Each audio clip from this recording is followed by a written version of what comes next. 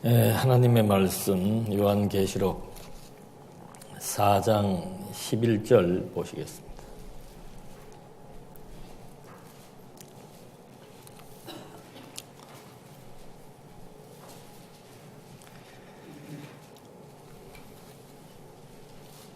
(403페이지) 되겠습니다. 우리 주 하나님이여, 영광과 존귀와 권능을 받으시는 것이 합당하오니 주께서 만물을 지으신지라. 만물이 주의 뜻대로 있었고 또 지으심을 받았나이다 하더라. 요한계시록의 내용이 이제 마지막 그 교회의 체계에서 최종적인 그 승리의 내용을 우리한테 증거하고 있습니다. 왜 마지막에 이 승리의 얘기를 해주고 있는가? 이건 이제 우리가 좀 한 번 더 되짚고 가야 될 부분입니다. 그러니까 교회가 처음 세워지고 그 다음에 그 교회가 진리의 말씀으로 양육되고 그리고 성장해 나가는 그런 교회들이 엄청난 그 시련과 환난과 핍박 가운데 놓이게 되었죠.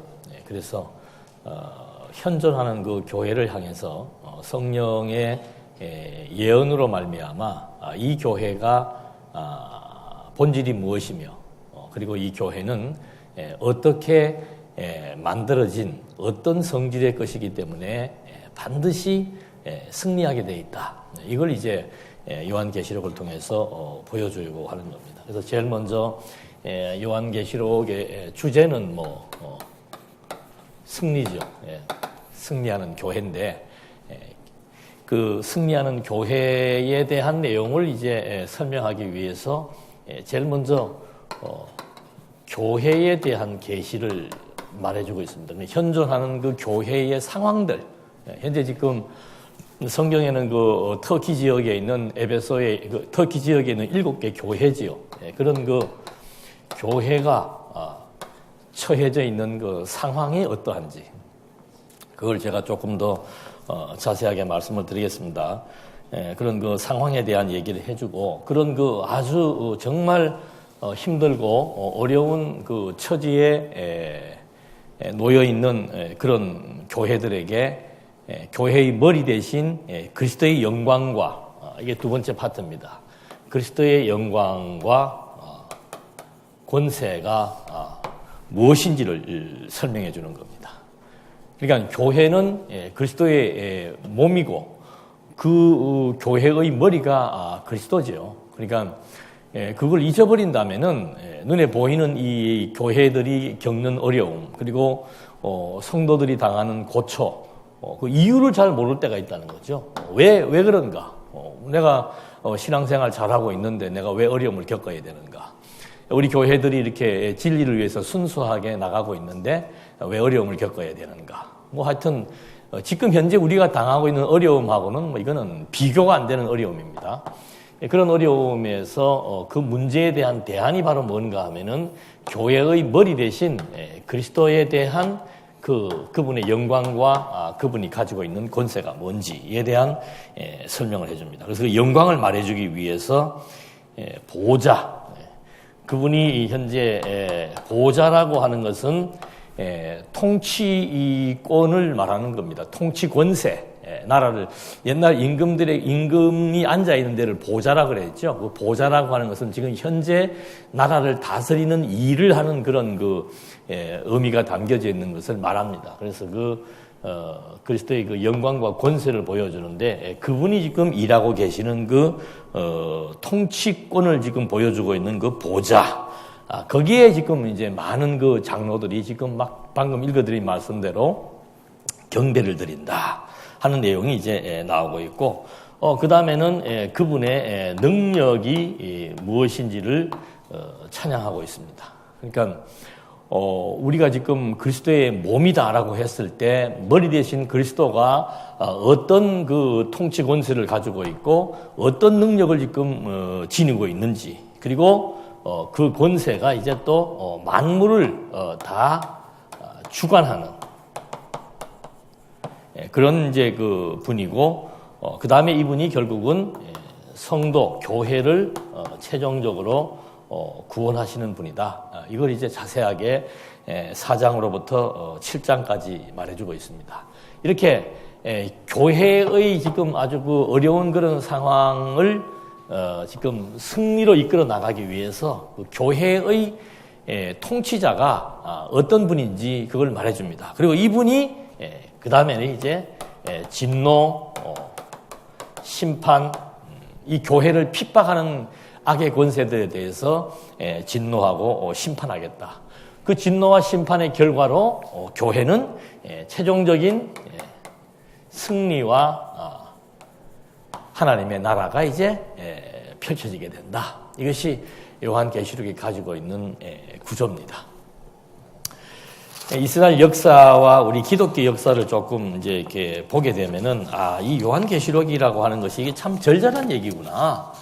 이게 그냥 우리는 마지막 종말론에 대해서 이 세계가 어떻게 될 것인가, 누가 어떻게 나타날 것인가, 열발할가락은 이시 공동체다. 그게 78년도, 9년도에 조영기 목사가 내가 직접 거기서 설교 들을 때 직접 하는 얘기를 들었던 거예요. 그래서 유럽 공동체가 10개가 되면은 예수님이 오시고 심판이 일어난다. 지금 아직도 멀쩡하게 지금 우리나라는 이렇게 있는데도 불구하고 그런 엉터리 예언. 그래서 예언서에 대해서 보는 관점들이 자꾸 무슨 주술적으로 어떤 그 미래를 풀어나가는 이런 이제 관점으로 접근을 하고 있는데, 성경은 다른 성경하고 똑같아요. 교회가 지금 엄청나게 어려움을 겪고 있으니까 그 교회의 머리가 그리스도인데, 그분이 도대체 가지고 있는 그 영광은 능력과 관계가 있습니다. 그 영광, 그리고 그분이 가지고 있는 권세라고 하는 것은 어떤 치리, 주권, 그런 걸 의미하는 겁니다.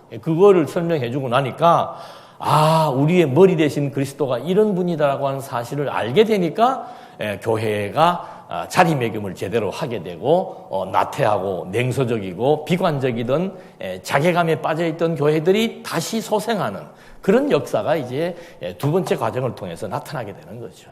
그리고 하나님은 반드시 악의 세력에 대해서 응징합니다. 우리도 그렇잖아요. 우리가 드라마를 봐도 막 빠져드는 게 뭔가 주인공이 막 엄청나게 모함을 당하고 어려움에 막 처해 있고 주인공을 괴롭히는 그 상대자들이 있잖아요.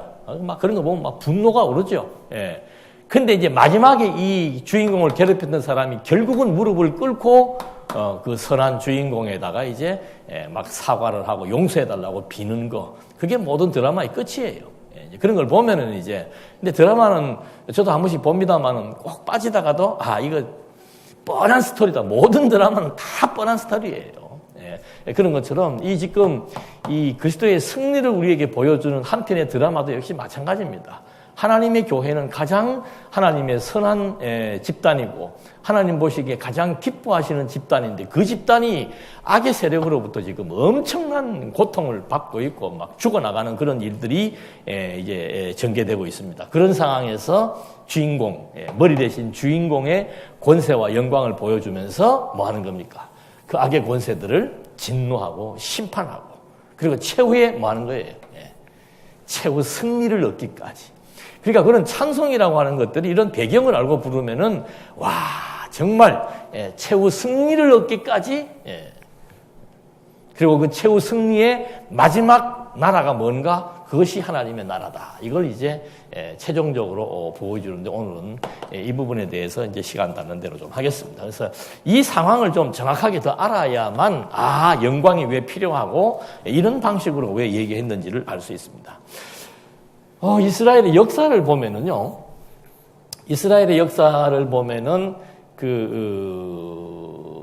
야곱 때부터 시작을 해가지고 모세 때까지 이게 400년이죠. 400년 기간이, 이게 이제 1500년인데 400년 기간 동안 이스라엘 민족은 뭐로 있었어요?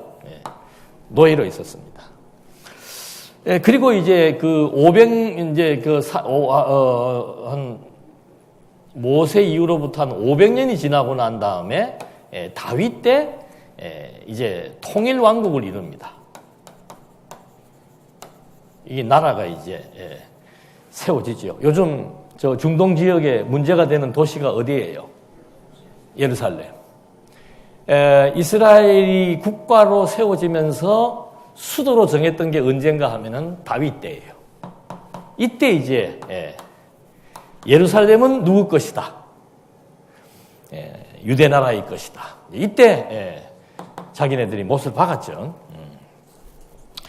그렇게 해서 왔는데 결국은 이제 솔로몬 이후로부터 남북이 분열됩니다.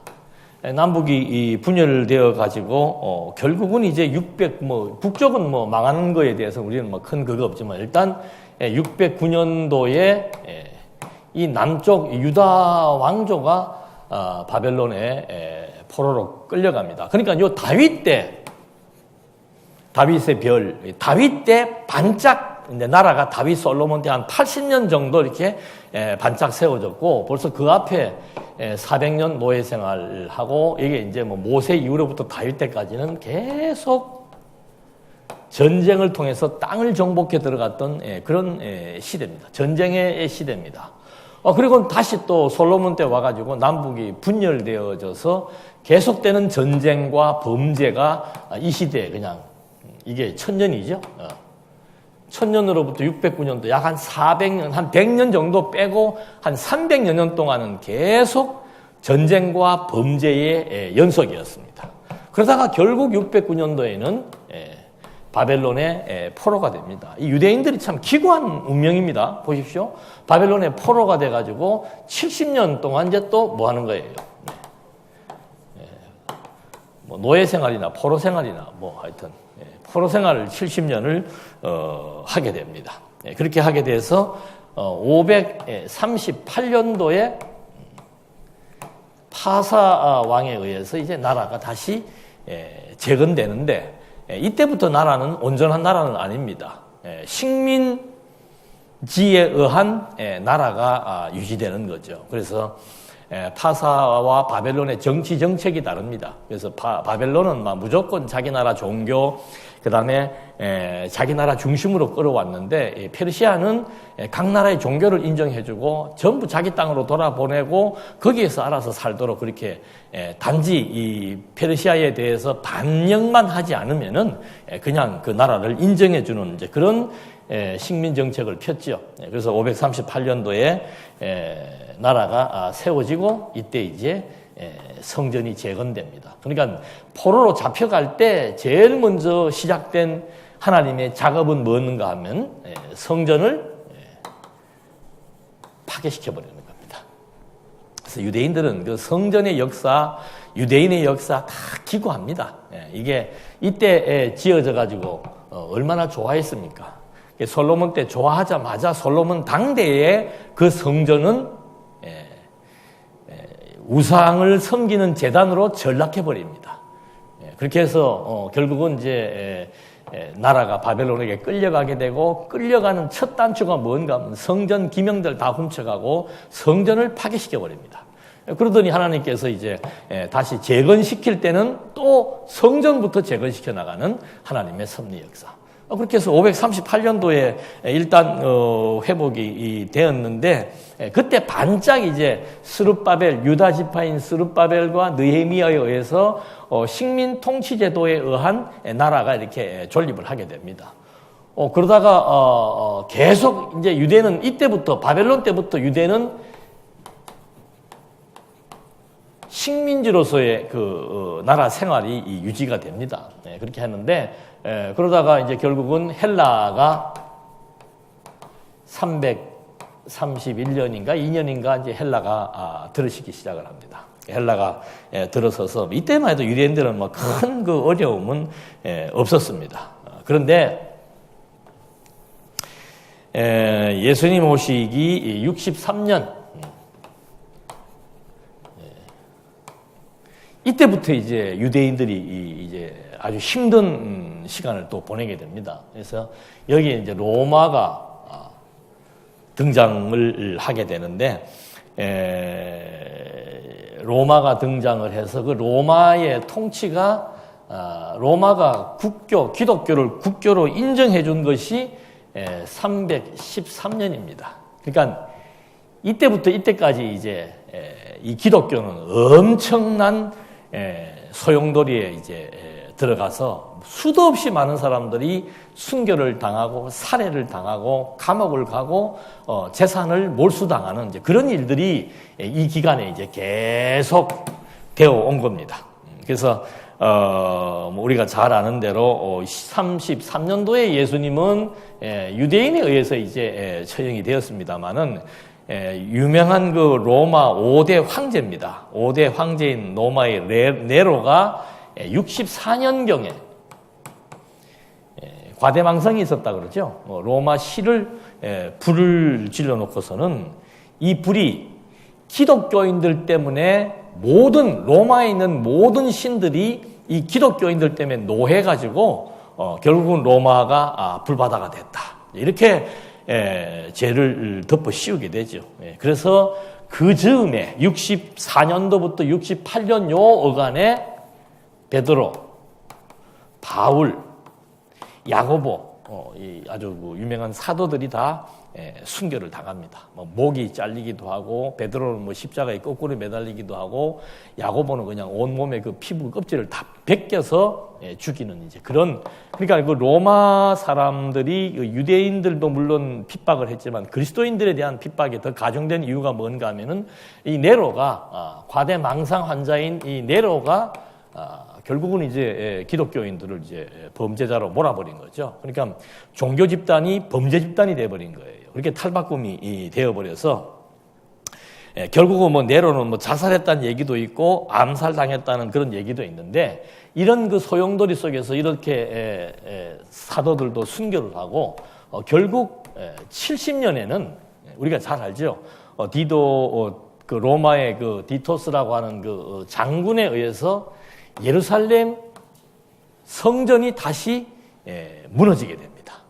그러니까 이때는 이제 스룹바벨에 의해서 538년도에는 스룹바벨에 의해서 성전이 재건됩니다. 그래서 성전 이름을 솔로몬 때 지었던 걸 솔로몬 성전이라고 그러고 스룹바벨 때 재건된 것을 스룹바벨 성전이라고 그러고 그다음에 요 때에 또 한 번 그 성전이 또 로마에 의해서 훼손당합니다. 그걸 이제 헤롯이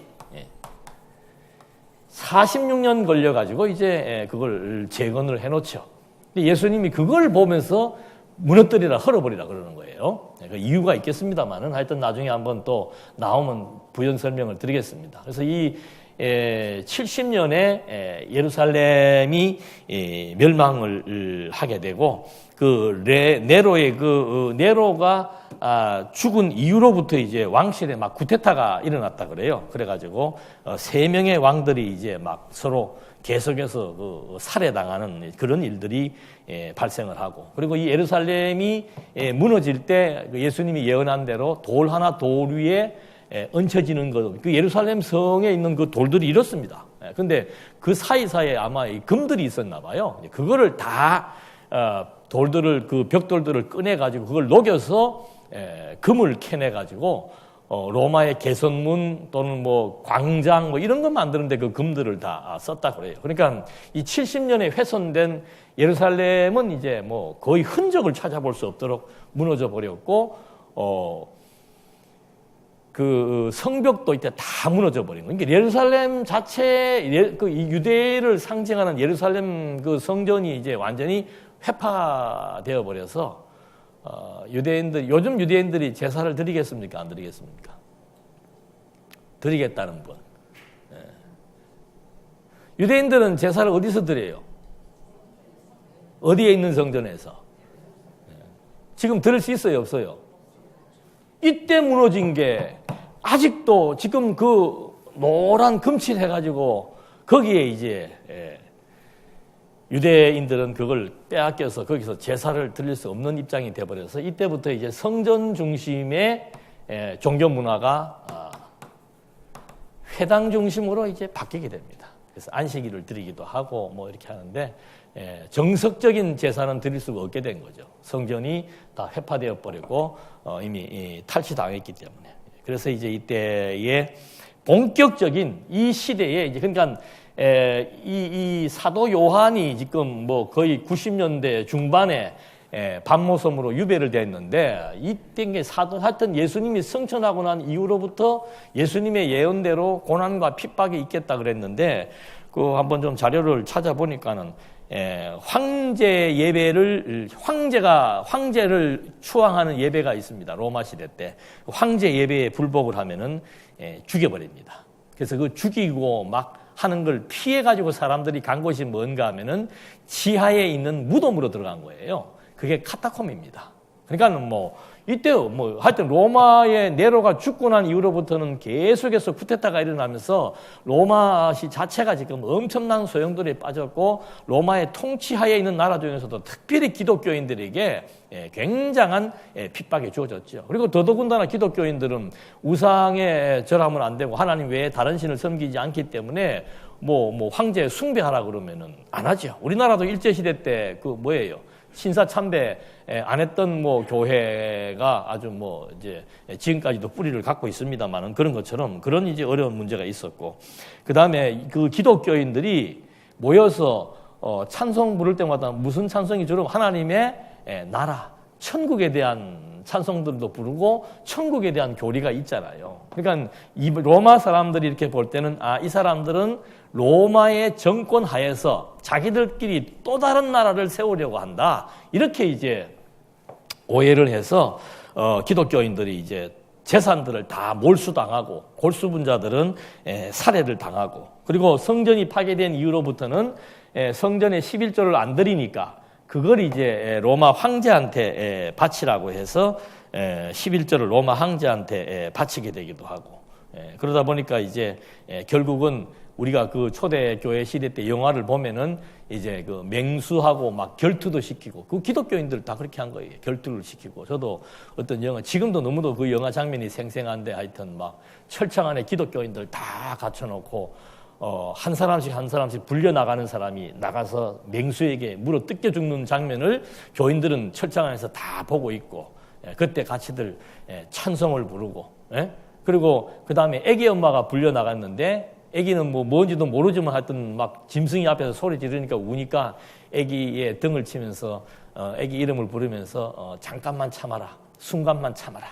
요 순간만 참으면은 우리는 하나님의 나라에 간다. 뭐 이런 얘기하는 장면이 저도 생생하게 나오는데 그런 이제 뭐 정말 그래서 이때 보면은 하여튼 그 100년 지나서도 계속해서 교부들 그러니까 사도들의 제자들 이런 사람들이 엄청나게 끌려가고 또 어떤 사람들은 뭐 그 금 캐는 그 광산의 노예로 끌려가기도 하고 뭐 이래서 하여튼 그 말할 수 없는 그런 고초를 겪었던 시대가 그리고 사도 요한 역시도 반모섬이라는 데 유배가 돼 가지고 있는 그런 상황. 그러니까 뭐 이 교회에 대한 계시라고 하는 것이 이 교회가 과연 존재할 수 있겠는가? 그리고 내가 왜 예수를 믿어야 되는가? 그리고 우리 그리스도인들이 꼭 이런 식으로 살아야 되나? 이렇게 말할 수 없는 어려움 속에서 비통함에 젖어 있으면서 살아야 되나? 그러니까 이제 실제로 그 7교회들이 열심히 다 사라지기 시작을 하고 나태하거나 신앙에 대해서 냉소적이거나 아니면은 막 이단을 받아들여 가지고 이단 교리가 교회 내에 이렇게 성행하기도 하고 변질된 사람들도 많고 뭐 이런 이제 게 있는데다가 또 환란이 가기 겹치니까 실제로 교회가 존재할 수 없죠. 저도 뭐 이번에 그 재단 이사의 세미나 때도 그런 말씀을 잠깐 드렸습니다만 지방에 있는 교회들도 뭐 한세기가 뭐예요? 한세기가 그냥 우리 당대에 보았는데 우리 당대에 지금 교회들이 막 무너져 내려가고 있죠. 그런 걸 바라보면서 뭐 이 시대와 같은 이런 어려움이 아니라도 우리가 교회의 본질을 망각하게 되면은 내가 뭐 굳이 뭐 꼭 이렇게 신앙생활 해야 되나? 뭐 굳이 뭐 꼭 이 말씀이라 해야 되나? 뭐 굳이 뭐 이 말씀이 있다라고 하는 교회를 꼭 다녀야 되나? 이런 회의감이나 상실감이 들을 수밖에 없는 그런 그 신앙적 취약점이 지금 드러나고 있는 거죠. 다른 방법은 없습니다. 어떻게 해야 될까요? 성경에서 제시해 주는 것 외에는 방법이 없어요. 무슨 방법으로 무너져 내려가는 교회들을 여러분 세우겠습니까?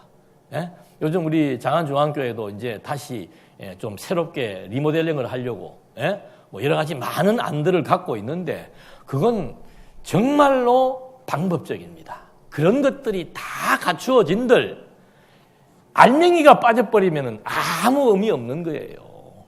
여러분 그래도 우리가 한 40년 세월을 이 성경 해석의 독특한 원리와 구조를 알고 성경을 바르게 해석을 하면서 하나님을 배워왔습니다. 물론 모든 이론이라고 하는 것은 완전한 이론은 없어요. 그러나 정말로 어떤 관점에서 보더라도 이러한 해석 방법은 성경의 진리, 통일성을 확보하는데 너무도 확실하다. 이건 이미 40년 세월을 통해서 검증하고 검토해 온 거예요. 이것이 어떤 주변적인 상황 때문에, 여건 때문에 본질이 훼손되거나 본질은 바뀔 수 없는 겁니다. 물론 여러 가지 많은 보완되는 이론 또는 뭐 부분적으로 수정될 부분들은 있겠습니다만은 근본이 바뀌질 않는 거죠. 그게 바뀌면은 이제 결국은 뭐 이단을 받아들인다, 뭐 흡수된다, 이런 게 한순간이에요. 뭐 교리 한두 가지, 뭐 여러 가지 문화 한두 가지 바뀌기 시작하면은 본질이 훼손되는 거죠. 그러니까 우리는 이걸 잊어버리면 안 돼요. 아니 뭐 다 다른 데도 다 그리스도 얘기하고 뭐 다 성경 가지고 하고 뭐 다 건전하게 하던데 뭐 그렇게 말하면 할 얘기는 없죠. 그렇다고 해서 그렇지 않은 교회들이 뭐 구원을 받지 못하거나 그런 건 아니고 우리는 구원 때문에 지금 예수를 믿고 성경을 공부하는 건 아니에요. 정말 성경에 나와 있는 그런 그 하나님 나라, 하나님의 존재에 대해서 더 확실하고 더 분명하게 깨달아 정말 하나님의 나라와 영광을 위해서 살고 싶은 그런 충정에서 지금 성경을 공부하고 연구하는 것이지 뭐 다른 이유는 없습니다. 그래서 그 어떤 특성이라고 하는 것이 이렇게 교회의 머리 대신 그리스도에 대한 분명한 조망 이것을 확고히 하지 않는 것 갖고는 다른 것은 아무 의미 없습니다. 방법론은요. 우리는 지금 이렇게 잘 돼 나가고 이렇게 잘 체계화되어 있는 교회들에서 활용하는 방법들을 우리가 채택하려면요. 몇십 년 걸립니다. 그렇게 또 따라가지도 못해요. 얼마나 기계적으로, 얼마나 조직적으로 잘 되는지 모릅니다. 그걸 하지 말자는 소리가 아니고, 그것 자체가 우리 이 교회를 탈바꿈시키거나 소생시키지 못한다는 거죠. 그러니까 여기 지금 완전히 낙심해 있는 그런 교회들에게 그 사도 요한을 통한 성령의 계시는 뭔가 하면은 교회의 본질을 지금 여기서 설명해 주고 있는 겁니다. 그래서 교회가 무엇인지 이건 단순한 이론이 아니에요. 정말 생명을 우리한테 증거해 주고 있는 겁니다. 그래서 그런 내용들에 의해서 지금 여기에 뭐 70년까지 왔습니다만은 뭐 하여튼 이 여간에 엄청나게 많은 순교자들이 발생을 했고 정말 하루하루가 사느냐 죽느냐라고 하는 그런 그 긴박한 상황 속에 있었습니다. 그러다가 요한계시록에 나오는 이제 세 번째 화가 있는데 두 번째 화가 70년 예루살렘 성전이 파괴되는 겁니다. 세 번째 화가 135년이에요. 요건 우리가 참 이제 잊어버리지 않을 수 있을 거예요. 135년에 무슨 화가 있었는가 하면은 로마 황제가 다시 한 번 더 숨 껄떡거리는 그 예루살렘을 완전히 다 파괴시켜버리고 예루살렘을 선언을 합니다. 로마 황제가. 예루살렘은 이방 도시다. 이때 세워진 다윗의 나라가 아니다. 이때 세워진 유대 나라의 수도가 아니다를 135년도에 로마 황제가 선언을 합니다. 이때부터 예루살렘은 뭐가 된 거예요, 이제? 이방의 도시가 된 겁니다. 언제까지? 지금까지. 그래서 그 훌륭하신 트럼프 대통령이 예루살렘은 누구 거다? 이스라엘 거다. 그래서 지금 바로 전쟁이 일어난 거 아니에요. 우리나라하고는 달라요. 이 남쪽, 북쪽 간의 대치 상황에서 뭐 전쟁이 일어날 것처럼 하지만 남북은 전쟁 잘 안 일어납니다. 이게 정치적으로, 남북은 전쟁이 정치적으로 일어나면은 뭐 엄청난 소용돌이에 휘말리기 때문에 이 남북은 중국, 소련 대치하고 있죠. 그 다음에 일본, 미국, 이거는 엄청난 전쟁이 되기 때문에 남북 전쟁은 잘 안 일어나요. 근데 중동 전쟁은 말 한마디면은 그 다음날 바로 일어나요. 그만큼 이 나라들은 종교국가입니다. 종교국가. 그러니까 일반적인 정치적인 거에 의해서 발발되는 전쟁이 아니고 여기는 뭐 벌써 뿌리가 어디까지 올라가요? 뿌리가. 이슬람이라고 하는 것이 다 아브라함으로부터 나오는 거 아니에요? 이슬람이라고 하는 거는 아브라함의 두 아들 이삭과 누구예요? 같은 이시야. 이삭과 이스마엘에 의해서 이삭을 중심으로 나온 계보가 유대교고 이스마엘을 중심으로 나온 종교가 태생된 종교가 이슬람교예요. 근데 원래 가까운 나라끼리 더 싸운다고 이 이삭과 이스마엘 이 형제들에 의해서 분파된 종교가 이거 완전히 지금도 세계에서 제일 큰 세력은 이슬람입니다. 기독교를 능가하는 세력을 가지고 있죠. 근데 여기는 무서워요. 막 코란 아니면은 그 칼이 나와 있잖아요. 코란 아니면 칼, 둘 중에 하나예요. 그러니까 이 사람들은 막 몸에다 폭탄 안 꽂고 그냥 막 들어가잖아요. 그러니까 예루살렘에 옛날부터 살고 있던 사람들이 누군가 하면은 팔레스타인 사람들이에요. 우리는 역사를 알잖아요. 이 아브라함이 갈대아 우르에 살고 있는데 하나님이 불러가지고는 그 가나안 땅을 준다고 해놓고 그 가나안 땅을 정복을 하고 다윗 때 예루살렘을 수도로 책정했단 말이에요. 그 이전부터는 누가 살았어요? 팔레스타인이 살았다니까요.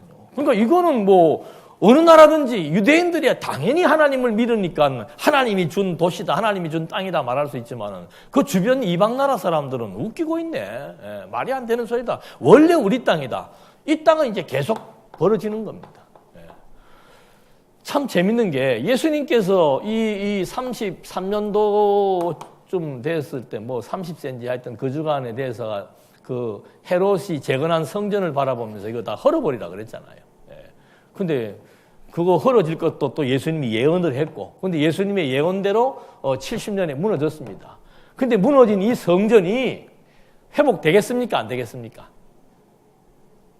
그거 이제 한번 퀴즈로. 이렇게 추운데도 조시네. 난 손이 시려운데. 좀 따뜻하게 하고 지냅시다, 우리. 아이고.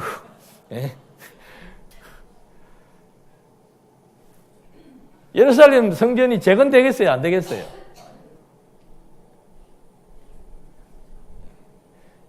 예루살렘 성전이 재건되려면 이제 유대인의 시대가 와야 돼요. 유대인의 시대가 오면은 성전이 필요 있습니까? 없습니까? 이미 예수님은 예언을 한 거예요. 이 건물 성전은 의미가 없다. 내 생명으로 지어지는 신령한 성전, 생명 성전이라야만이 이게 참 성전이지 이 건물 성전은 의미가 없다. 그러니까 벌써 이때 무너진 게 아직도 유대가 어떤 나라입니까? 돈이 없습니까? 머리가 없습니까? 능력이 없습니까? 아직도 이걸 찾지 못하고 있고, 나중에 찾을 때야 예수 믿고 나서 찾게 될 확률이 높지요. 유대인의 때가 돼야 되니까. 그러니까 성전 지어봤댄들 의미 없는 거예요. 그러니까 이 135년도에 대한 계시록에 대한 예언들, 70년에 대한 예언, 135년도에 대한 예언, 철저하게 예루살렘 성전과 예루살렘이라고 하는 도시가 파손되고 빼앗길 것이 이제 둘째화, 셋째화로 나타나고 있는데 이런 이제 배경 속에서 이 교회에 대한 계시, 정말 교회가 어떻게 세워진 교회고 누구에 의해서 다스림을 받는 교회이기 때문에 교회는 결단코 망하는 법이 없다. 그 교회라고 하는 것 자체가 보이는 유형 교회야. 시대를 따라서 문화에 따라서 국가에 따라서 이렇게 없어지기도 하고 하지만 그 교회의 본질이라고 하는 것은 계속해서 전승되고 있는 것을 우리가 확인해 볼 수 있습니다. 그래서 이런 맥락에서 제일 먼저 이제 보여주는 것이 보좌에 대한 경배입니다. 보좌에 대한 경배. 다시 아까 말씀드린 대로 보좌로부터 4장 5절에 보면 그게 나와요. 보좌에 대한 영광을 설명을 하는데 보좌로부터 번개와 음성과 우레소리가 나고 보좌 앞에 켠 등불 7이 있으니 이는 하나님의 7 영이라. 그러니까 그 하나님이 통치하시고 치리하시는 그 단상, 여기서 지금 막 뭐가 나오는 거예요? 막 번개, 예? 내성. 여러분 번개 소리, 내성 들어보셨죠? 예, 여기는 그렇게 세게 안 들려요. 동산교회는 그 팔공산에 있으니까 바로 제 머리 위에서 쫙쫙 갈라지는 소리가 납니다. 회개를 안 할 수가 없어요. 예, 뭐 진짜예요. 불빛이 막 이렇게 우리 그 앞에 있는 나무들, 감나무들 막 새까맣게 타가지고 꺾어지고 하는 게 한두 그루가 아니에요. 우리 동산교회 앞마당에도. 예. 그 지금 그런 걸 여기서 지금 묘사해주고 있는 거예요. 그리스도가 통치하는 그 단상에 이런 막 번개, 벼락, 우레 이런 소리가 막 나타나고 있고 그건 막 권능을 보여주는 거죠. 권세를 보여주는 거죠. 그리고 보좌 앞에 켠 등불 7개가 있는데 이게 바로 하나님의 7영이다. 7이라고 하는 것은 완전수를 의미하는 겁니다. 그러니까 7영이라고 하는 것은 완전수인데 하나님의 영, 다시 말해서 하나님의 성령이, 하나님의 신이 완벽하게 지금 우레와 번개와 이런 벼락들을 지금 다 뭐 하고 있다? 통치하고 있다. 그걸 지금 보여주는 거죠. 여러분 자연이 얼마나 무섭습니까? 예? 그 포항의 지진 한번 봐요. 그 자연이라고 하는 것처럼 큰 산만 봐도 저는 뭐 버킷리스트 뭐 이런 거 하는데 저는 꼭 가보고 싶은 데가 뭔가 하면 히말리아 정상은 못 올라가도 맞은편에서 한번 히말리아 산을 한번 구경 한번 좀 해보고 싶어요. 얼마나 웅장한지 하나님의 그 창조주의 능력이 얼마나 대단한지. 그러니까 사람은 엄청난 자연을 보게 되면은 그냥 무릎을 꿇어요. 큰 나무를 보거나 큰 벼락 소리가 들러도 무릎을 꿇는 것처럼 지금 이렇게 그 보좌라고 하는 것, 그리스도의 통치 권세, 교회의 머리 대신 그리스도의 통치 권세가 이런 자연 모든 것들을 지금 다 거머쥐고 있다는 말을 해주고 있습니다. 그러니까 24장로들이 보좌에 앉으신 이 앞에 엎드려. 이 보좌에 교회의 머리 대신 그리스도가 있는데 이건 뭐 자연 만물을 지금 다 통치하고 있다는 그걸 보여주니까 그 밑에 있던 장로들이 지금 전부 다 거기에 엎드려가지고 세세토록 살아계시는 이에게 경배하고 자기 관을 보좌 앞에 드리며 자기가 썼던 그 면류관을 도리어 그 권세와 영광과 위엄이 넘치는 교회의 머리 대신 그리스도에게 드리면서 하시는 말씀이 11절에 우리 주 하나님이여 영광과 존귀와 권능을 받으시는 것이 합당하오니. 그 이유가 바로 뭔가? 왜 당신이 영광과 존귀와 권능을 받으셔야 되는가? 그 이유가 바로 뭔가 하면 주께서 만물을 지으신지라. 만물이 주의 뜻대로 있었고 또 지으심을 받았나이다 하니라. 여러분, 창조라고 하는 것은 하나님의 이 영광과 권세를 드러내는 아주 계시의 단추입니다. 그러니까 하나님이 이 피조 세계를 처음 시작할 때도 뭘 하시는 거예요? 창조로 시작하시는 겁니다. 그러니까 창조 세계를 말할 때는 그래서 우리가 성경을 보더라도 창조 섭리를 말했던 1장의 내용에서는 전부 하나님의 능력을 통한 하나님의 이름을 사용합니다. 그래서 그걸 엘로힘이라 그래요. 하나님 나오다가 2장 4절부터 여호와라는 이름이 나오기 시작을 하는 거예요. 그러니까 창조주 하면은 그건 정말 모든 그것도 모든 만물을 창조한 창조주.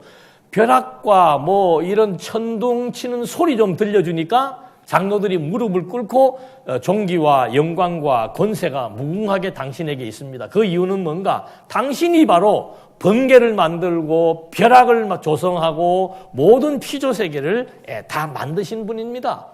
그러니까 우리가 성경을 이해할 때 바로 이 신이 어떤 신인지 우주와 만물을 창조한 신 이것으로부터 시작한다라고 하는 것은 피조물로 하여금 지금 장로들이 그분을 경배하고 무릎을 꿇는 것처럼 피조물들이 신에게 무릎을 꿇을 수 있는 가장 첫 단추가 바로 뭔가 하면은 창조주라고 하는 거예요. 그러니까 피조 세계가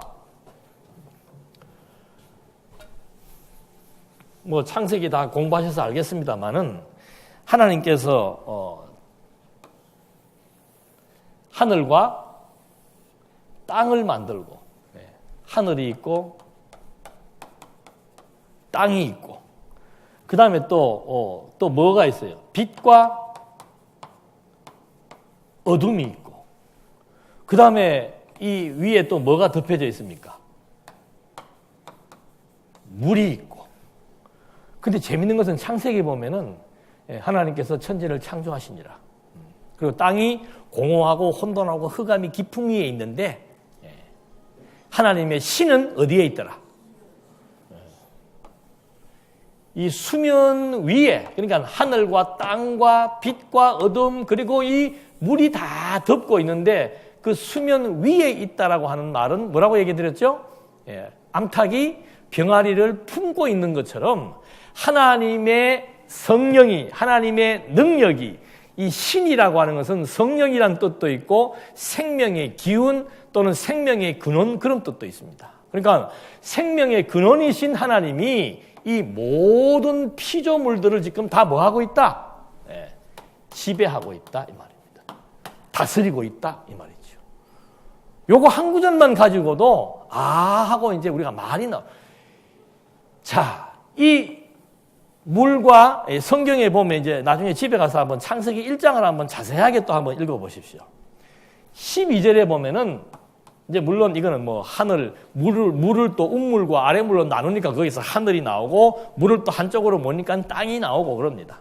근데 이제 하여튼 그 땅에다가 하나님께서 뭐라고 12절에 보면은 땅에다가 하나님께서 채소와 열매를 맺으라고 명령을 합니다.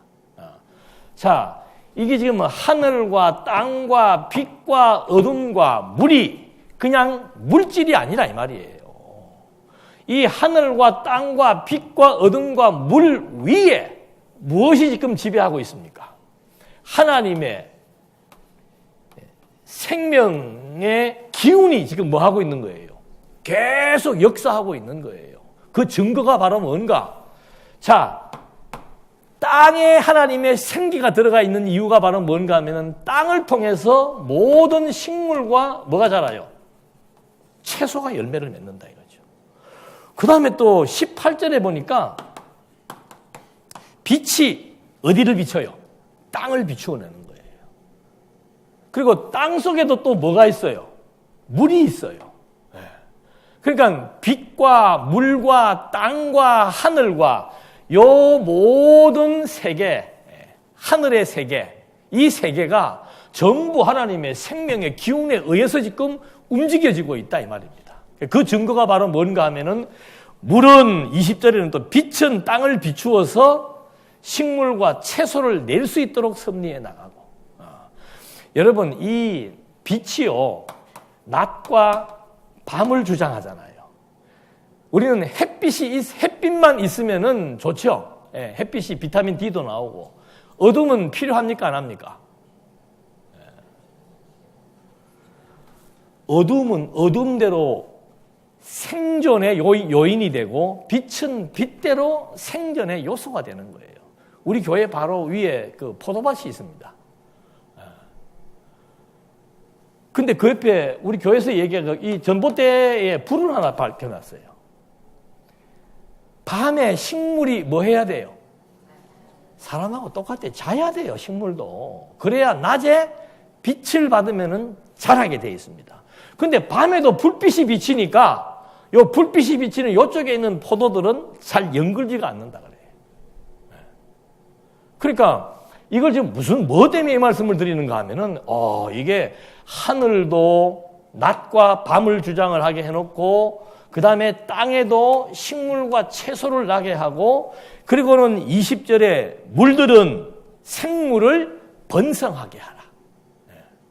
그러니까 물과 하늘과 땅과 빛과 어둠 이런 모든 것들이 지금 누가 지배하고 있습니까?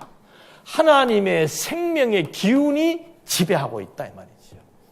그걸 지배하고 있으니까 뭐가 일어날 수 있는 겁니까? 번개가 칠 수도 있고 벼락이 내릴 수도 있는 거고 하늘이 짜개지는 소리가 날 수도 있는 거고 해일이 일어가지고 막 쓰나미가 몰려올 수도 있는 거고 이게 전부 다 살아있기 때문에 그렇단 말입니다. 살아있는다고만 그러는 게 아니고 살아있는 이 피조 세계를 암탉이 병아리를 품고 있는 것처럼 하나의 몸이 되어져서 하나님으로부터 이 생명의 기운에 의해서 모든 피조 세계가 지금 이렇게 존재하고 있다. 이 사실을 지금 말해주고 있는 거예요. 그리고는 여기다가 이제 식물학과 뭐 열매 맺는 것도 있지만은 그 다음에 또 뭘 만들어요? 동물을 만듭니다. 땅에 있는 거, 물에 있는 거, 하늘에 있는 거 다 만들어 놓고 걔네들에게 뭐라고 얘기해요?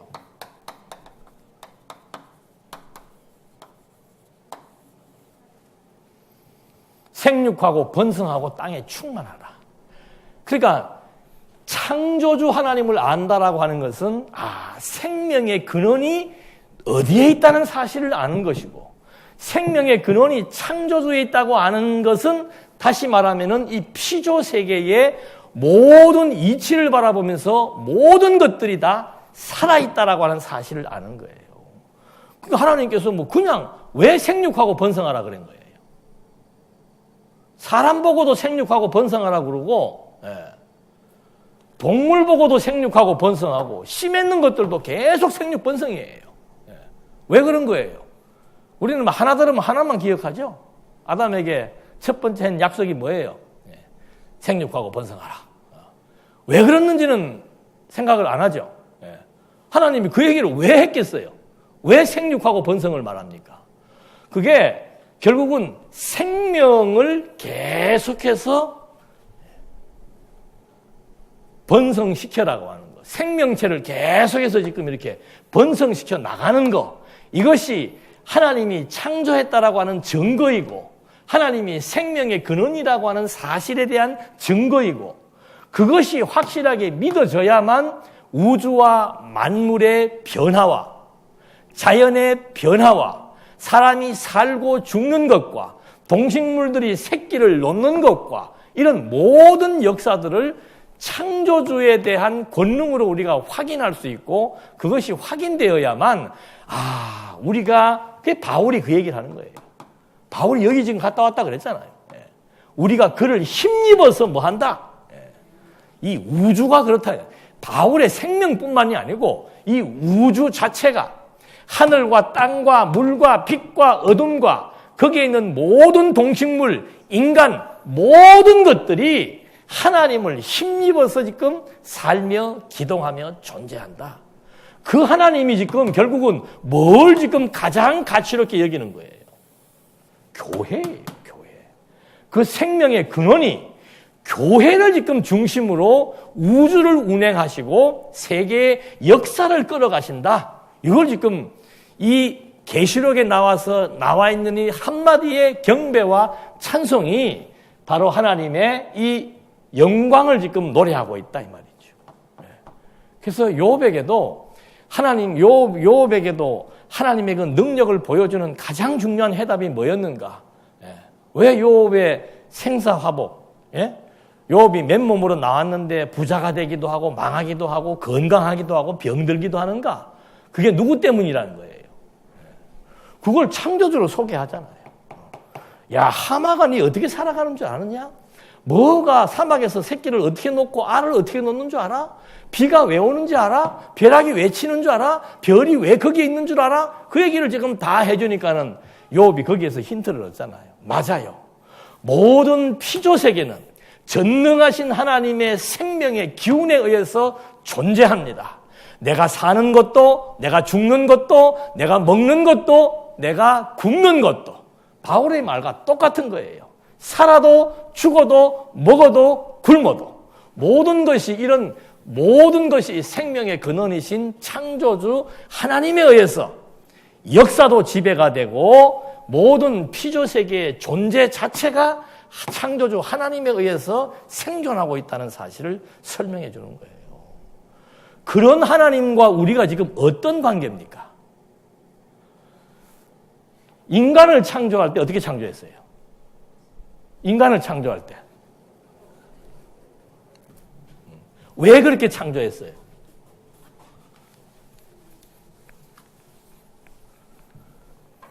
저는 태생적으로 이렇게 왜 소리를 잘하나 봐.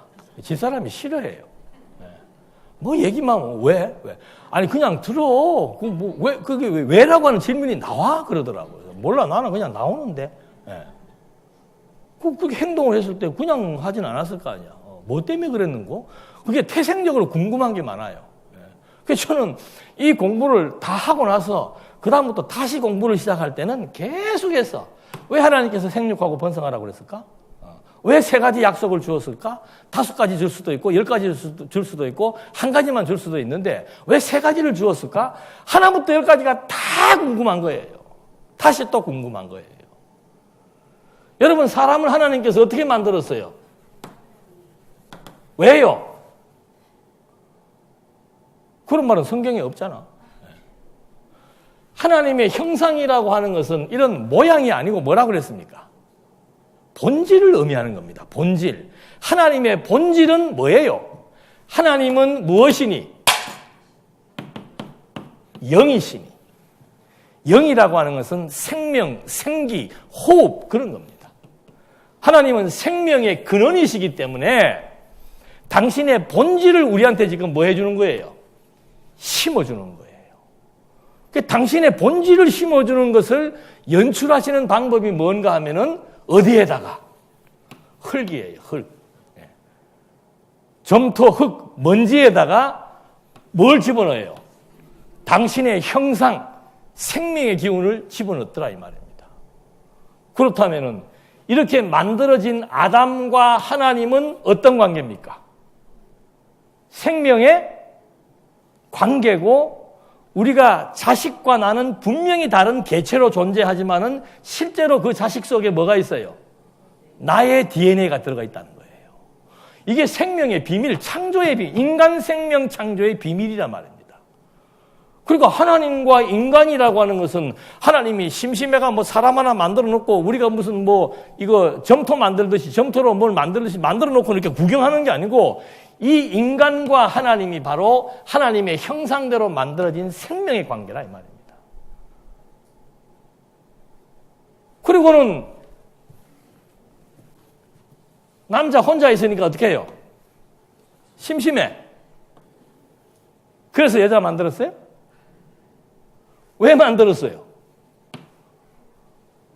남자와 여자, 여러분은 여자로서 그런 생각 안 해봤어요? 하나님이 뭐 때문에 남자는 흙에다가 당신이 생기 집어넣어서 만들고 여자는 기분 나쁘게 남자의 뼈다구 가지고 여자를 만들고 여기에 무슨 비밀이 있습니까? 하나님이 남자를 만들었죠. 생명의 기운으로. 그 남자에게서 뭐가 나오는 거예요? 그 뼈라고 하는 것은 그 뼈 속에 모든 생명체가 다 들어있습니다. 줄기세포 만들고 하는 것도 다 뼈로 하잖아요. 그 뼈에 DNA가 다 있단 말입니다. 그렇게 해서 만들었으니까 남자의 생명의 기운, DNA를 통해서 여자를 만들었으니까 여자와 남자가 다릅니까? 하나입니까? 이게 생명의 일체성이라고 하는 비밀이 여기에 담겨져 있는 거예요. 개체는 분명히 다른 것처럼 보여요. 여자, 남자를 딱 따로 둘을 이렇게 만들어 놓고서는 하나님이 바로 여기다가 답을 주시잖아요. 둘이 뭐다? 한 몸이다. 우리는 둘이 한 몸이다 부르면 뭐 결혼하는 것만 생각, 이건 그런 얘기 하는 게 아니에요. 남자와 여자가 한 생명이다. 왜? 여자는 남자에게서 나왔고 인간은 하나님의 소유물이다. 왜? 인간은 하나님의 형상에 의해서 만들어졌고 그래서 아담 한 사람이 범죄하니까 어떻게 된다 그러는 거예요? 온 인류가 지금 다 범죄하는 게 되는 거예요. 생명의 기원이 거슬러 올라가면 이제 결국은 아담에게 나오는 거죠. 이런 비밀들을 창세기에다 말해놓고 나중에 사도 바울이 삼천층에 갔다 와서 문제를 풀어보니까 이 문제의 해답이 뭐였습니까? 아, 이게 뭐에 대한 비밀이다? 그리스도와 교회에 대한 비밀인데 그리스도와 교회가 어떻다는 거예요? 이렇다는 거예요. 그러니까 교회를 그리스도가 세우려고 당신이 아예 그냥 어떻게 한 거예요? 여기서는 흙에다가 하나님의 생기를 집어넣어서 인간을 만들었는데 여기서는 하나님이 직접 뭐 한 거예요? 직접 죽고 직접 부활의 새 생명을 당신이 만들어서 이거를 믿음이라고 하는 통로를 통해서 당신의 새 생명을 얻게 한 거. 이것이 교회라 이 말입니다. 그러니까 교회라고 하는 것은 이거는 무슨 뭐 떨어지고 붙고 할 게 아니고 그냥 한 생명이에요. 하나님께서 아담을 당신의 형상으로 만들어서 피조 생명과 생명의 근원이 일체적 관계임을 설명해 주는 것처럼 남자와 여자가 분명히 다른 개체와 모양을 가지고 있는데도 불구하고 둘이 한 생명이라고 하는 사실. 바로 이 교회의 비밀이 바로 뭔가? 그리스도와 교회의 관계가 바로 어떤 관계인가? 하나의 생명의 관계라고 하는 사실. 이걸 이제 설명해 주고 이런 배경 속에서 요한계시록이 지금 창세기부터 시작해가지고 어디에 나와요? 제일 끝에 나오잖아요. 그러니까 창조 사건 또 생명, 그리스도를 통한 생명 창조 사건, 그리고 요한계시록에 나와 있는 영원한 생명에 대한 본질, 영원한 하나님의 나라, 이런 것들을 마지막에서 지금 한 번 더 설명해 주고 있는 거죠. 교회란 뭔가? 교회란 바로 생명을 의미하는 겁니다. 누구의 생명? 그리스도의 생명체들이 교회라는 거예요. 그래서 우리는 예수님은 이렇게 된 교회이기 때문에 교회를 다른 말로 뭐예요? 그리스도의 뭐라고 얘기합니까? 이제 몸이 뭔지 아시겠죠? 이 교회라고 하는 것은 그리스도의 몸이다. 그리스도의 생명이다. 머리와 몸이 분리될 수 없는 것처럼 완전 하나의 관계, 일체적 관계죠. 그래서 이 몸이 머리 대신 그리스도와 하나이기 때문에 이제 이 몸이 자라는 만큼 움직이는 모든 행동도 다르게 되어 있다는 거죠. 그래서 이 몸을 건강하게 하려고 뭘 주시는 거예요? 이 몸에 필요한 영양소가 있는 거죠. 육신의 생명을 위한 영양소가 있는 것처럼 이 그리스도의 몸을 위한 영양소가 있다는 거죠. 그게 바로 뭐예요? 그게 진리예요, 진리. 내가 곧 길이요, 진리요, 생명이다. 그래서 바울이 그리스도를 아는 지식이 가장 고상한 지식이다. 그 말을 하는 이유가 바로 뭔가? 그리스도가 바로 우주와 만물을 창조하신 창조주로서 생명의 근원으로서 이 모든 피조 세계의 전 역사, 모든 피조물들이 존재할 수 있도록 섭리해 나가시는 모든 존재의 근원으로서 우리의 아버지고 우리의 머리이고 우리와 한 생명으로서 우리를 존재하게 하시는 근원이 된다라고 하는 사실. 이걸 이제 계시록에서 창조라고 하는 걸 통해서 여기서 설명을 해주고 있는 겁니다. 그래서 이 영광이 처음에 나와 있는 그 영광이 결국은 창조를 통해서 영광과 권세인데 주의 영광을 지금 대변하는 아주 핵심적인 말이 뭔가 하면은 바로 만물이 주의 뜻대로 있고 그러니까 주께서 만물을 지으신지라. 그 만물을 지으셨는데 그 만물이 주의 뜻대로 당연하지요. 만물을 지으신 분의 생명의 기운에 의해서 인간이고 자연이고 피조물 모든 것들이 존재하기 때문에 반드시 당신의 뜻에 의해서 존재하고 있고 그러므로 모든 피조물들은 모든 인간은 바로 당신에 의해서 지으심을 받았다라고 하는 거. 그러니까 창조주와 피조물의 관계 하나만 알아도 걱정, 근심할 것이 없는 거죠. 아버지가 부자인 아들이 먹고 사는 거 걱정해요, 안 해요? 하면은 그건 비정상이에요. 할 필요가 없는 거예요. 왜? 아버지의 DNA가 아들에게 있기 때문에. 그래서 우리 이 세계에서 제일 중요한 게 뭔가 하면은 뭐예요? 혈육이에요. 혈육. 그걸 다른 말로 하면 혈통이라고도 그러고. 그래서 구약 시대 때 하나님께서 사람을 만들어 놓고 계속해서 뭐 하라고 얘기하는 겁니까? 생육하고 번성하라, 생육하고 번성하라. 아담에게도 생육하고 번성하라, 노아에게도 생육하고 번성하라, 아브라함에게도 생육하고 번성하라. 예수님 오실 때까지 창조로부터 시작해서 예수님 오실 때까지는 계속해서 뭐예요? 혈통적, 혈육적, 육신적인 생육 번성이 지속되고 있다 이 말이에요. 이건 그림자예요. 그 그림자는 실체가 바로 뭔가? 하나님께서 피조물을 만들어 놓고 생육하고 번성하라고 땅 위에 있는 거, 바다에 있는 거, 하늘에 있는 거, 모든 생명체들은 전부 다 생육하고 번성하라고 그러는 거예요. 왜? 생육, 번성을 통해서 생명의 근원이신 하나님이 이 피조세계를 창조했고 피조세계를 직접 관장하고 다스리고 계신다는 사실을 생육, 번성을 통해서 보여주었다 이 말입니다. 그리고 예수님 오시기 전에는 혈육적 아브라함의 씨로 생육하고 번성하는 유대인, 그게 굉장히 중요한 것이었죠. 근데 이제는 하나님이 세상을 이처럼 사랑하사, 여기에는 하나님이 유대인에게 생육번성을 얘기했다면은 이제는 하나님이 이방인이든 유대인이든 상관없이 세상을 사랑해서 누구를 보냈다는 거예요? 그리스도, 생명의 근원이신 그리스도를 보낸 거라 이 말입니다. 그래서 저를 믿는 자마다 여기에 이 사망에 머무르지 않고 무엇을 얻는다? 영원한 생명을 얻게 하려 하십니다.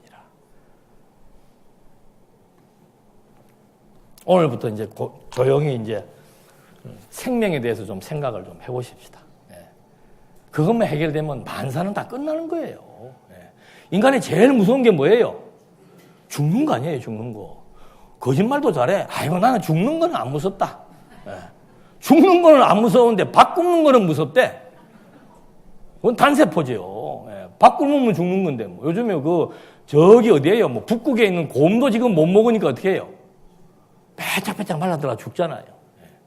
짐승이든 사람이든 죽는 것, 특히 사람은 죽음에 대한 두려움이 무지하게 크지요. 뭘 모르기 때문에? 생명을 모르기 때문에 그래요. 생명을 모르기 때문에. 그래서 아시아의 7개가 지금 엄청난 핍박과 환난과 시련과 도탄에 빠져 있지만 지금 성령의 계시의 핵심은 뭔가? 이 교회의 머리가 누구인가? 그는 창조주요. 그를 통해서 우리에게 모든 생명력이 주어졌고 생명력만 주어진 게 아니고 처음과 나중 되신 그분이 모든 역사를 다 지배해 나가신다라고 하는 사실, 그걸 이제 계시록을 통해서 확인시켜 주면서 다시 교회를 소생시켜 나가시는 하나님의 성령의 약속 확인해 본 겁니다. 기도하시겠습니다. 은혜와 사랑이 풍성하신 하나님 아버지, 정말 사회도 교회도 혼란의 연속입니다.